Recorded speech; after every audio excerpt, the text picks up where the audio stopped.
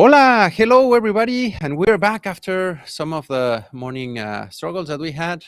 Sorry, again, I'm still incredibly sorry with Andrew.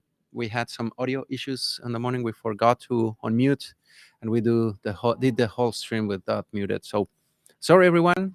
We are checking. Please, please, please, someone tell me if this has audio, and let's keep moving. We have now another friend, a very good amigo, and he's muy bueno. And I'm super glad that he can also follow up with those adjectives now. Long story, we met kind of by accident at a conference. We became good friends. And in part because of him is why I'm here, and vice versa. And it's a lot of a great mix. We have here our amigo Noel Wurst. And welcome, amigo. How are you feeling? Bien. ¿Qué tal? Muy bueno. Sí. Yeah, it's great to be here. Thanks so much for having me. This is cool that it's going out live. Hope everyone is enjoying this session and the previous ones that you've done. And this is cool that you brought all this gear out here to set up and offer this to folks who aren't here in person. Yeah, I love it. And to get the opportunity also to share and show with everyone who is here, the people. I'm incredibly happy and excited that after so many years that we met back in Vienna, I don't know, 4 or 5 years. Yeah, at least. It's been a while. Yeah, it has. And finally, we can again find each other and share all those good times and keep up with what has been happening, which there has been a lot. But starting up with, for the ones that are not familiar with you, for the ones that may want to know better, what's up with Noel? Who are you? What do you do? And Sure. what's the deal? So my name is Noel Wurst. I am the Director of Storytelling at Smart Bear. Smart Bear is one of the sponsors here at Star West this week. So some of my colleagues are also in town, which is always good to see them. As far as what a Director of Storytelling is, there's not a ton of us out there these days. I think that number is going to grow. And it's really to make sure that we as a company, as individuals, as a team, as an executive team, whoever it is that's out there telling stories, is doing so the best way possible. So that means telling the stories that need to be told, that the person who should be telling that story is the one doing it, telling it to the right audience at the right time with the right expectations, the right outcomes, so that we're not just telling stories for the sake of hearing ourselves talk or uploading blogs just because you're supposed to have a blog, or a podcast because you heard you're supposed to have a podcast. There's so much strategy and really sound thinking that can go into making sure you're telling the right stories at the right time to the right people and for the right reasons. It's I loved when you posted that you became the CSO, Chief Storytelling Officer, Yeah. CSTO. I don't know. And I do agree a lot with the position, with the description that you are giving. That there's, in my opinion, no best way to transfer knowledge, to tell about something, or make people understand than through stories. Yep. Getting them engaged, getting them intrigued. Yeah. The drama, the suspense, what is going to happen. And looking back, I think it's one of the first things where we collaborated. I remember Community Q8 or something like that. Oh, that's right. That was for Star East, I think. Yeah. About 2 years ago. I think so. Yeah. Year and a at the half, most. something like that. And I think that was a central point of what we were talking about, right? You Yep. remember what would you say it is important? What is your perspective there? Yeah, that, I think everything's a story. I mean, I think there's a story, there's the potential for a story in everything that you tell, share. I mean, from a single tweet to an executive board deck to a presentation you give to a team in your org, or a conference session, a story you write, a story you tell at a party, anything is a story. And you remember those who did it well and who inspired you, and who drove you to act or to seek that person's stories out again. And then the opposite as well. Like, you remember the bad stories, the stories that offered no value, or which were boring, or which were offensive, whatever the case may be. And so Leandro and I gave a talk about how testers can communicate, we threw that QA there in the word, like their work, like how they can make sure their work, the impact of their work, the value of their work, the findings of what they uncover can be told again, that same kind of mantra that like who needs to hear those stories and what should come from hearing those stories, to make sure everyone understands the importance of their roles. And so I think that testers in particular, not the only team, but people just kind of think of it as like, oh, the testers, they're over there doing whatever it is they do. I've had that thought about myself before. I'm not doing the same things as the majority of our marketing team, and so there's just been this kind of like, I'm not sure what Noel's working on. I don't know. It's something like that, and that's not a great position to be in. At some point, people don't know your value and your worth and what you're contributing to a team, and that's a really bad place to be. And so my goal is to make sure that anyone doing really cool stuff, really important stuff, really valuable stuff, gets the opportunity to share that with as big or as important of an audience as possible. That's a great perspective, because I have seen and been times in that place where we like to tell a story and convey the knowledge through it. I think for me, and as you mentioned, for everyone, what you remember is what gives you a bad experience, a good experience, Yep. what you are engaged. Those movies that were awesome, and we saw it only once, but we will remember for life. Yep. And we should be doing our job, the QA elements, describing a defect or things like that, like a story, make it relevant, reachable, the report, all those things. Right. That is really important. And you're right, it's tough to value that, because everything is numbers. What are you like? How many likes are you getting from a blog post? Or Right. I don't know. I'm telling a story and people is engaged and they are liking it, learning some of those things.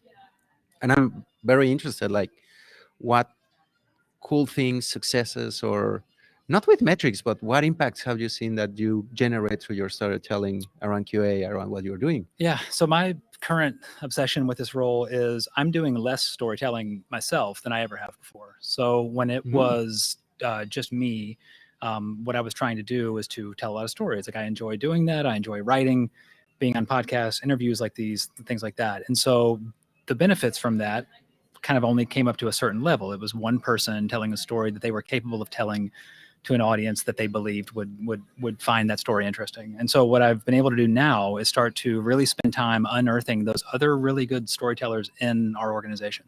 I'm not a technical person.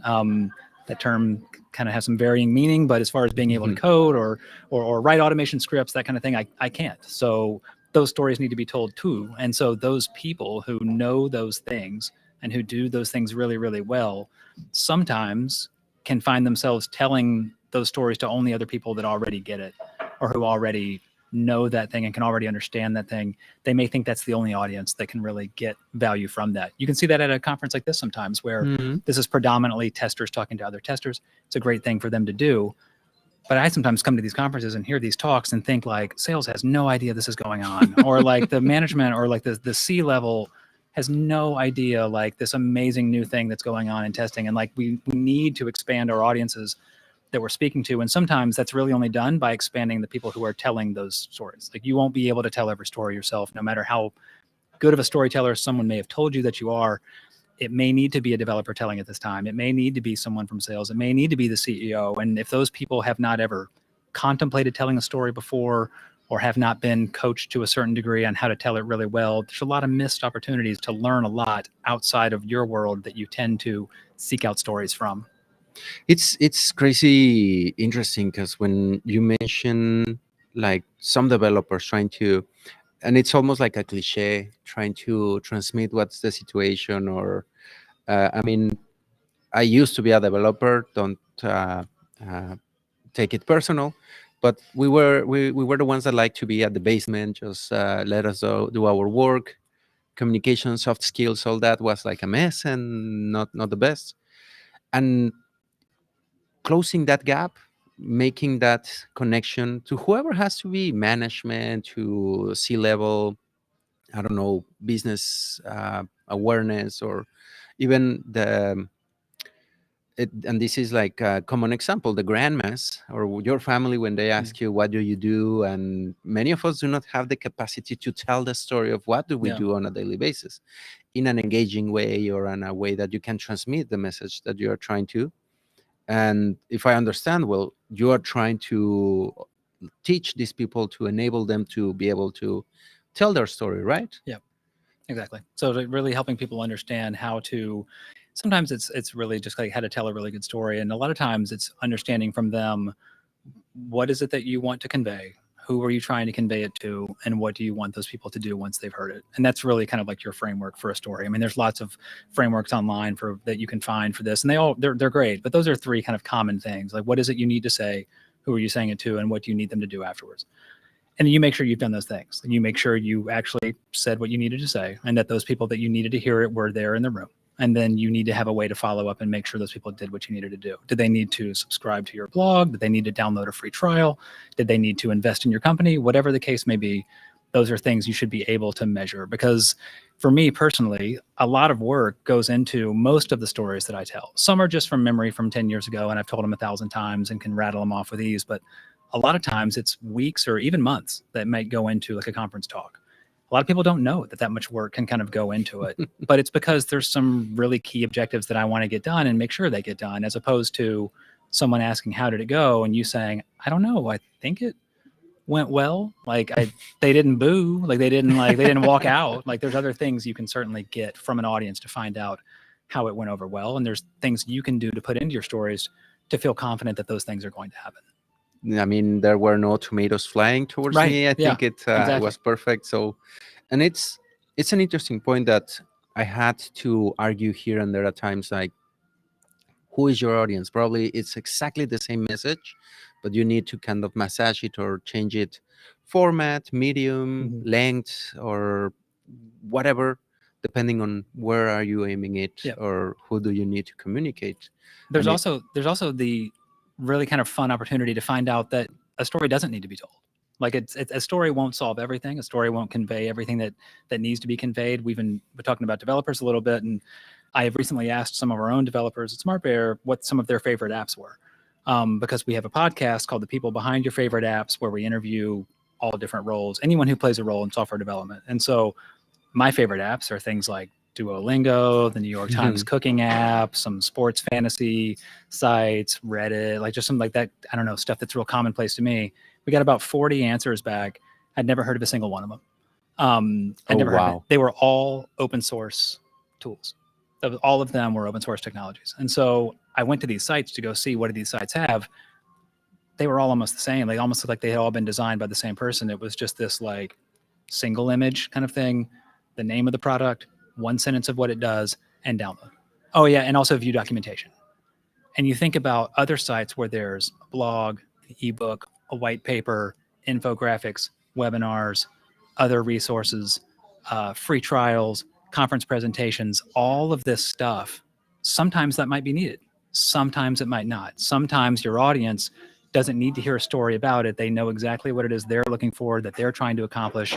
They're trying to find a tool that does the thing that helps them accomplish that, and they just want the tool in their hands. They don't want to have to read a blog to get to the link to the tool, or attend a webinar, or do some sort of thing that keeps them from getting what they need. So sometimes it's not a story at all that's needed. And so when you find that, it's actually a golden opportunity to spend all that time that you can put into telling a story on telling a completely different story, because this group doesn't even need that story from you. That, again, they might not walk out while you're telling it, but give them access to what they need as quickly as you can.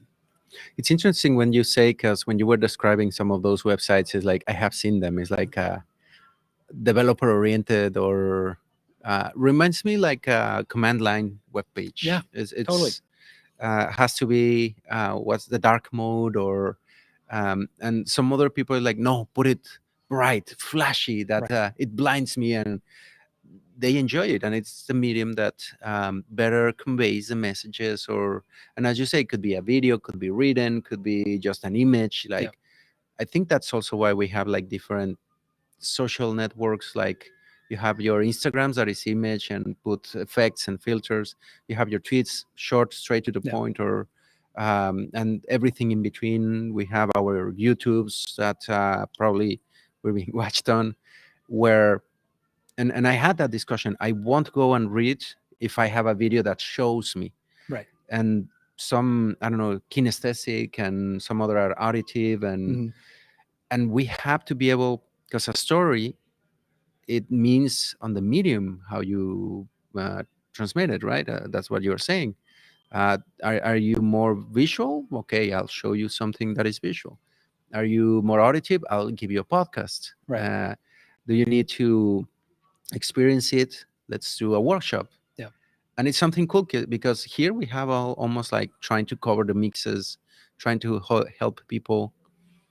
And when you say that it's hard to measure or misunderstood your role, it's like, dude, I'm trying to make it in the best possible envelope, shape, or Yeah.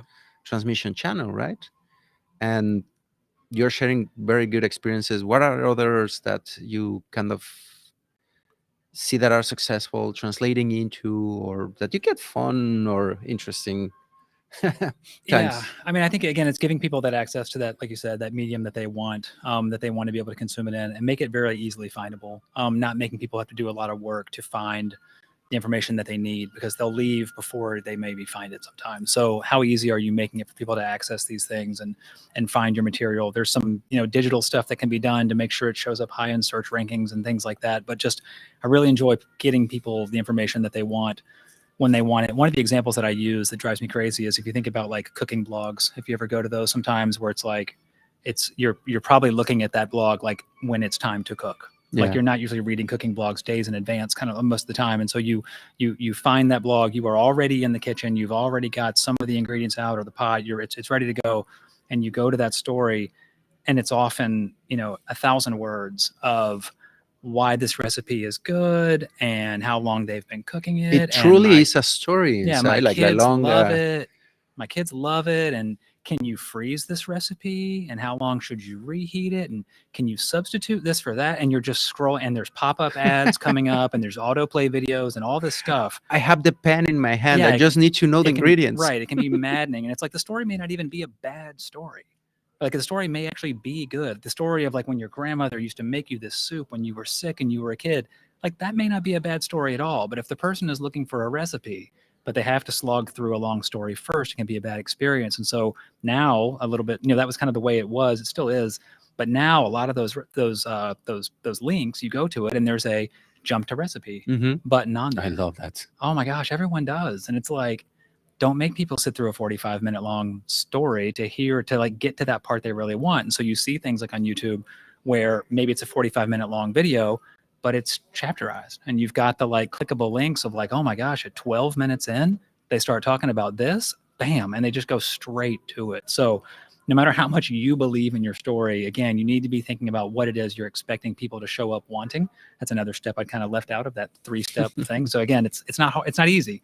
But again, like finding out what it is they're turning up for, like what are they expecting to learn, and giving them access to that as quickly as they can so they can get on with what they're doing. And they will remember that you did that for them. They might not remember any of that stuff that they scrolled past that you spent so long writing and editing and formatting onto the page, but they'll remember how easy you made it for them to get to the part that they needed. And they'll come back believing you'll do that again for them. They won't come back sometimes thinking like, there may be a good point in this thing, but I have no idea where it's going to come up, and I just don't have time to sit and wait for it. And speaking of like what people want to hear from your stories, most probably whoever is tuning in would like to know what is the best or one of the best or most memorable stories that you have around QA, and that you can remember, think of, that you have told, helped someone to give QA knowledge. Oh, that's a great question. I wish I enjoy having time to think about answers, but it's fun to be put on the spot like that. I don't know. It's been, to give a shout out to Star West and conferences like this. I mean, Star West was the first show I ever went to. And I got to hear people who I'd never heard of before tell stories that were really, really great about an industry that I'd never even been a part of for longer than a couple of months. And there were all of these speakers of folks who got up and spoke and who just like blew me away with how intelligent they were. And it was early folks like Dan North and Dorothy Graham and Angie Jones came like later on, and Ash Coleman and Janet Gregory and Lisa Crispin and Mark Tomlinson and folks like you and Jenny Bramble. And again, it's like, I'm not just name dropping. It's like these people, I'm not a tester. Like I'm not a software tester, but these people all tell stories around testing and quality that were so impactful that, again, someone from outside of testing hears them and goes and tells other people, like, you have to come hear this story, like expanding that audience further. And so these conferences have been my ticket to meeting a lot of really great folks and forming a lot of really great friendships, but they've also been the thing that helped me go spread the word about what testers and developers who are testing and SDETs and everyone else in QA are doing to groups who otherwise probably wouldn't have heard it. Like they might not have believed that audience was, that they were intended to be a part of it. And so anytime I've been able to be in an audience and not have people wonder like why I'm there, but just like the story is, is for all is great. So I would say a lot of these conference talks, I'm trying to think of a very specific one, but I don't know that I could pick one. All those people that I just named gave a talk that I could reference now, but I couldn't say it was maybe my favorite. How about, I'm curious for you. Do you already have that answer in your head? When you were talking about some of these people, I have already been on some of their presentations, some of their stories. You mentioning uh, as an example, I totally Graham. Oh yeah. She it was a testing blunders or something like that. The talk that I saw her. Now I was like, it was very interesting because she goes way to the past. She's like been like since I think she mentioned like punch cards that she was kind of creating code on that, and she goes to kind of examples of bugs and things that she brings paper, old black and white pictures, and I'm like, oh my god, and that's where it connects, and that you were saying the great skill for some of these presenters, some storytellers, is for foreign people outside of our circles to say, oh my god, I get it, and I understand what is happening, what are you doing. I remember last Star East, Jenny Bramble was doing together with Adrian, they're like detective spies from the 30s, and even doing funny voices, and like when they engage you, it's like when you get like, this is cool, and even paying attention, making it funny, making it different.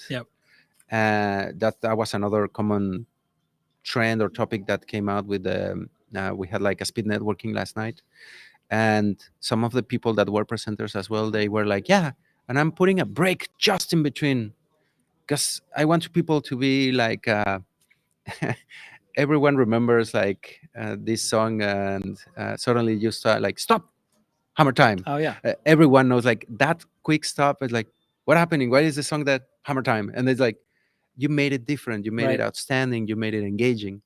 And I think some of those ways of transmitting, when it's, because one is trying to be extremely efficient, extremely punctual, bullet points, or trying to, yeah, there are mediums where that is what you're trying to do. And that reminded me a lot of on the cooking recipe, like you come, no, it's not a blog post, it's like a documentation, A, B, C, D, get out of here quickly.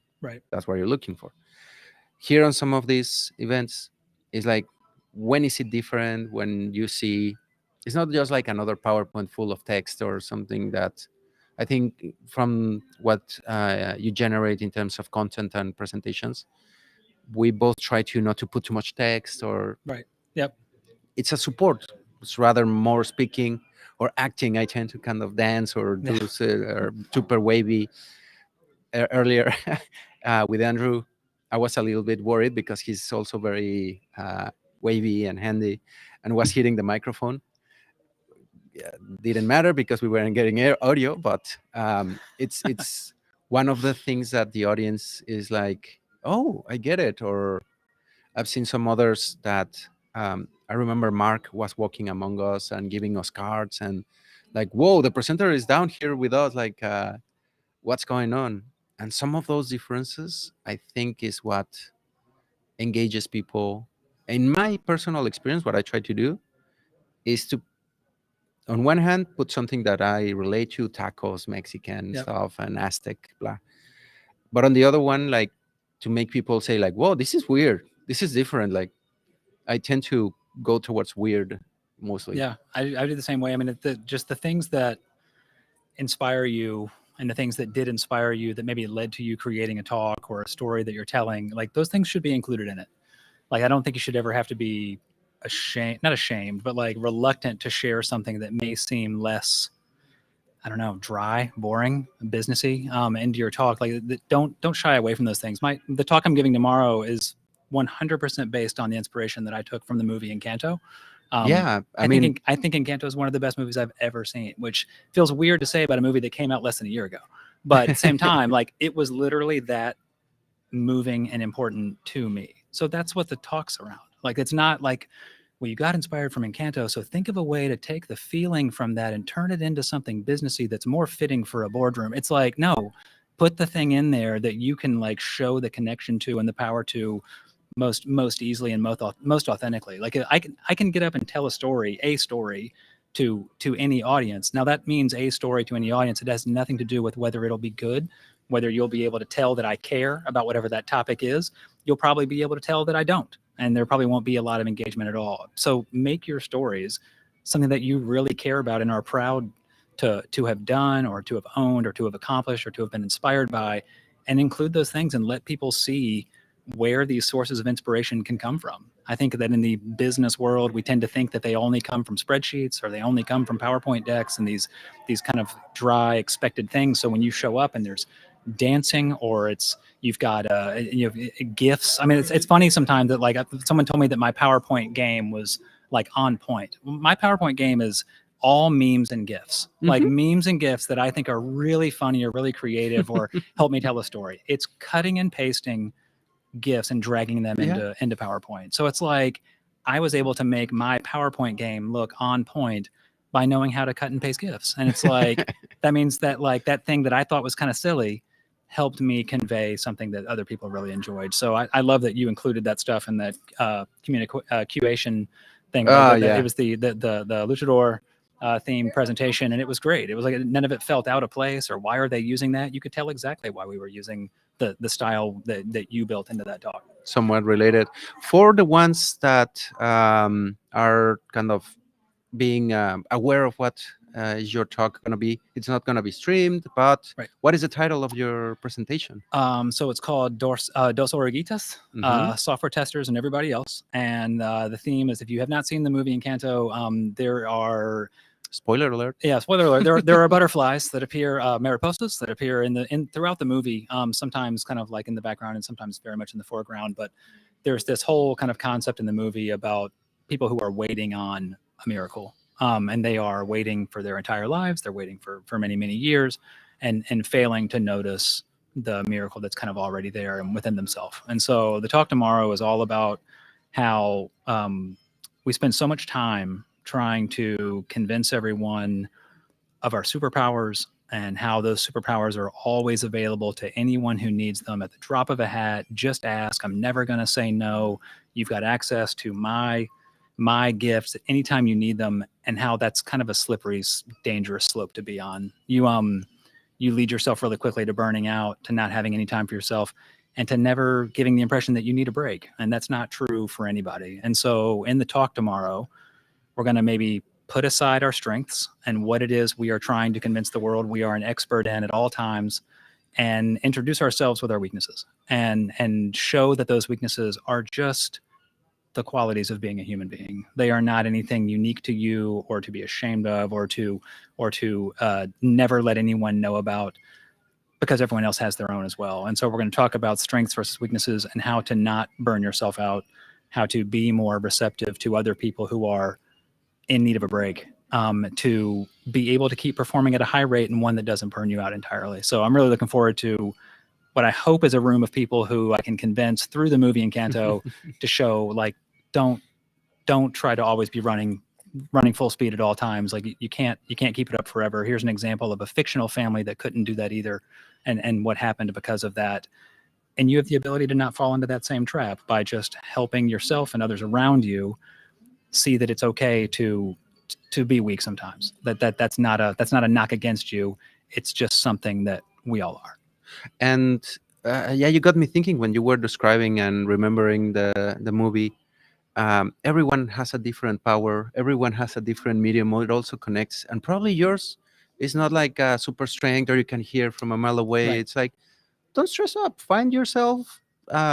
because in the end, it was not like an actual superpower that the protagonist had. It was Right. like a different, like empathy, like I'm here to get them everyone together. So I love it, and these type of talks mostly help people, help QAs, and I think you're gonna do a big impact, man. I appreciate it. I'm going to record it as well after the fact. So there's a bit of interactive, kind of introducing yourself to other people in the room, kind of activity for it. But I do want to record a virtual version of it after the fact without that activity that just kind of helps people still see this within themselves and kind of tell this story to other people of like, hey, by the way, like we're going to stop pretending like we have these superpowers that never need any refueling because it's a bad path to go down. All of us are always anxious to Yeah. like, oh my god, they're gonna see I have no powers. Okay, well, Right. whatever. Exactly. How about And you? How about you? Which talks are you giving this week? well, for me, I am gonna be talking about the performance engineer, the magical, mythical creature, describing what is the legend behind it, and then we're gonna be having a panel, Nice. performance testing. Let's go all over it, discussions, bring in some friends. Hopefully, it's gonna be fun. But as you say, trying to tell the story about what is the performance engineer, how it used to be, how it should be now, what evolutions have to take. All heroes have to go through quests and evolve and come out somewhat successful. Let's hope that can be kept up. Beware. And on yours, if you ever get it, when you get it online or Yeah. watchable, please let us know. We will be super happy to Sure. That'd be great. repost and share the link. And I personally also look forward to watching it. Awesome. I'm really interested. And to close up, for the people interested on following up with you or reaching out, sending questions or some help telling the stories, Yeah. where can people find you? Probably Twitter is probably the easiest. Just at Noel Wurst, NOELWURST. LinkedIn is there as well. I have noelwurst.com that I do not do nearly enough with and rarely post there, but I should. But yeah, Twitter's probably the easiest. There's just kind of a random grab bag of stuff that I come across that I find funny or interesting or inspiring. But yeah, folks reach out every once in a while and ask, like, would you be willing to review a draft or give me some feedback? And I would just say that, like, as a storyteller, as an aspiring storyteller, someone who's trying to get other people to tell more stories in your organization, ask for that feedback, like, and ask for like actual honest feedback, not just likes and applause. People can give those things because they're quick and they're easy, but they don't necessarily tell you a whole lot. So feedback is really great. And just like, it's been really important for me to, like, you are so in the moment when you are telling a story that there's not time most times to be analyzing how it's going while you're telling it. You should be focused on that material you've spent so long preparing. If you're up there trying to, like, gauge impressions of the room based on facial expressions and that kind of stuff, you can really get off track really quickly. So just really be in the moment when you're telling that story. Use the stuff that inspired you. Use the stuff that, like, made you want to tell that story in the first place. That's the stuff that's going to help convey to the audience why you care so much about something you did. If you try to use data or not just data as a whole, but if you try to use something that wasn't part of that reason, but that you think the audience responds to more, it's not going to come across as well as you using the material that really makes you the happiest.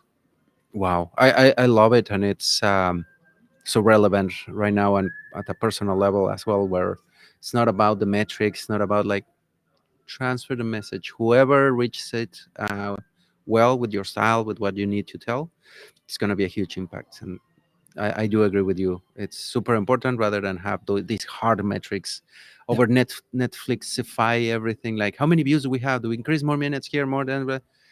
Tell your story. Be happy, and with that, people will like it a lot. Amigo, no, thank you so much. Thank you. Thank you for coming up and sharing time with me. Everyone, stay tuned. Reach out to Noel, awesome storyteller or awesome enabler for stories. And I look forward to hearing more from him. And we'll hear each other further soon. We have more people coming, more guests. And this is a Star West 2022. Be prepared, as later there's going to be, I think, a cocktail or an event. We will try to stream it and show you some of the surprises that are coming tomorrow. Tomorrow, the conference starts officially. If you haven't registered, for free, you can get keynotes, some other sponsored tracks, and enjoy some of the silly things that we're going to be doing, and have the opportunity to win that prize we mentioned yesterday. Stay tuned. And see you later. Take care and adios. And as usual, this stream will keep moving and flowing while it's ending.